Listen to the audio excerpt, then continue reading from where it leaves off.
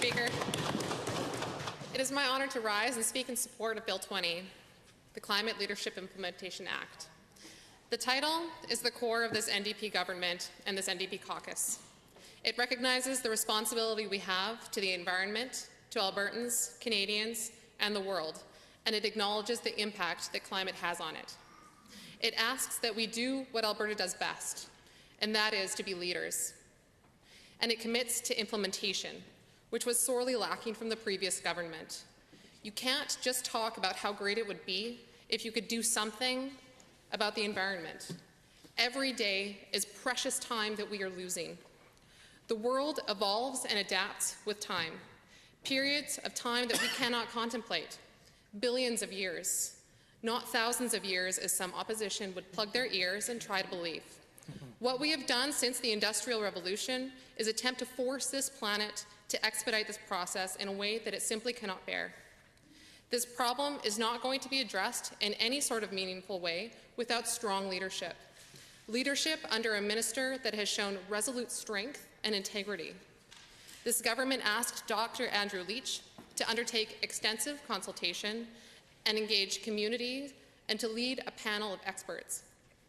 All of this work culminated in the Climate Leadership Report. The report states that climate change is one of the greatest challenges facing us today and directly affects the health, environment, and economy of our province. The consequences of a changing climate are already being experienced around the world and right here at home. There are a few jurisdictions that experience this as acutely as rural Alberta. Wildfires, severe drought, heavy flooding. This past spring was extremely dry. What some here may not know is that when you go into the outlying areas of Alberta, where we have farms, people attain licenses to burn different materials on their property. One of the challenges is that these fires don't always go out under the soil. In fact, these fires can burn underground all winter and spark in the spring. Counties have serviced people that use heat-seeking radar to find hotspots in an attempt to head off forest fires at the beginning. But the spots they miss will take a larger life in the spring when conditions start to dry. This spring, I had the opportunity to visit a constituent's cow-calf farm, which under normal circumstances would have been a lot of fun. But the tragedy is that I was visiting their farm because there was a forest fire. A fire exacerbated due to very dry conditions, a dry winter followed by a March and April almost free of rain. This fire took 75% of their fence, all of their buildings save for their house, the husband's entire tool shop, and all of their feed for their cattle. They were devastated. They had 3 generations at home with them, including 2 very small children, one just a baby girl. They had invested everything they had into their farm. I sat at their kitchen table and watched the tree line that was 50 feet away still billowing smoke. One of the buildings they lost was sitting in melted pieces right beside their house. As I sat there, I asked myself, when is this going to happen next? How are we going to support these families that are a vital part to the identity of Alberta? How am I going to help lift them up? Mr. Speaker, this province's economy was built on agriculture. New Democrats know that. Our party roots lie in farming communities. When we are faced with challenge, we innovate and we adapt. And that's why we are acting today. And this is why the government has made a crucial decision to exempt marked gas and diesel from the carbon levy. Agriculture will play an integral role as we work on economic diversification in this province. Farming has been the most sustainable part of our economy for over a century, and in 2014, it made up 1.3% of our GDP. By focusing on how we can support our farms as we grow both local and international markets, we can work to grow that part of our economy. By exempting fuel used on farms, we recognize that modern farming is a challenge. Struggling with increasingly variable weather, our agricultural community contemplates whether they will keep fighting the good fight that ultimately puts food on our table. Farmers are always looking at how to innovate and lower their costs. They regularly consult with experts to make their operations more efficient.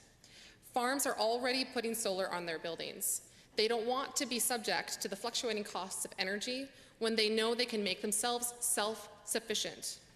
The government announced this past February a new solar program for agricultural producers, on-farm solar management, providing $500,000 in provincial and federal funding towards solar energy systems on Alberta farms. This is just one of the first programs that will assist farm operations in generating their own electricity.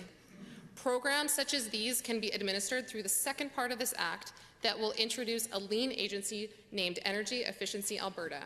We are the last province to establish this sort of agency that has a mandate to promote design, and deliver programs that carry out other activities related to energy efficiency, energy conservation, and the development of microgeneration and small-scale energy systems in Alberta. This mirrors the values that Alberta farmers had, and it is long overdue, Mr. Speaker. Thank you.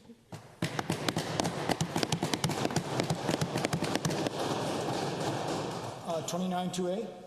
Mr. Speaker, regarding farming, I'm just wondering if the honourable member can illuminate the House here with any data that her government has done on the actual cost to farming of this carbon tax, something on the order of an economic assessment study, the real thing that the honourable member might illuminate us with. Thank you.